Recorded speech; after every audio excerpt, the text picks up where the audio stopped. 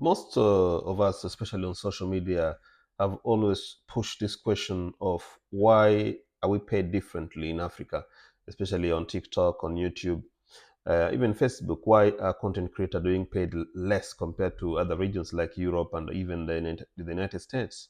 Well, this brings the issue, or something that I do say, that maybe Africans are just spectators on these social networks, because the reason why they're paying less is because simple, very very simple. Is because most of our audience are just people who watch videos. They don't materialize into like buying stuff or doing transaction out of this. So as much as, yes, we are doing content creation, but you find that the general public who are watching videos on TikTok or Facebook or Twitter or even in YouTube are just doing it for amusement, for entertainment, which is true. But we find that they don't literally buy some of these products. Maybe even if you're promoting some of the thing, even if they're buying, the market is very, those who are buying are quite few.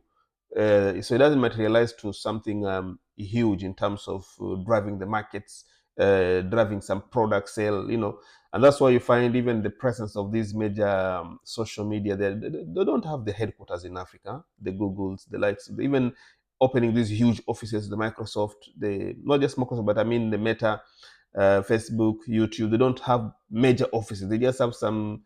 They use some agencies to control those areas, but again, they don't pay that much attention.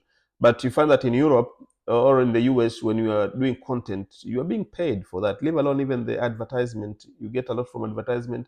Plus, again, TikTok, YouTube, they pay a lot in Europe and even the US, because of the sales, because these transactions that are involved in content creation. Of course, when someone advertises a good, some goods or services, and that's why we in Africa, we still have a long way to go in terms of convincing these social media companies to believe that we are good in terms of transaction.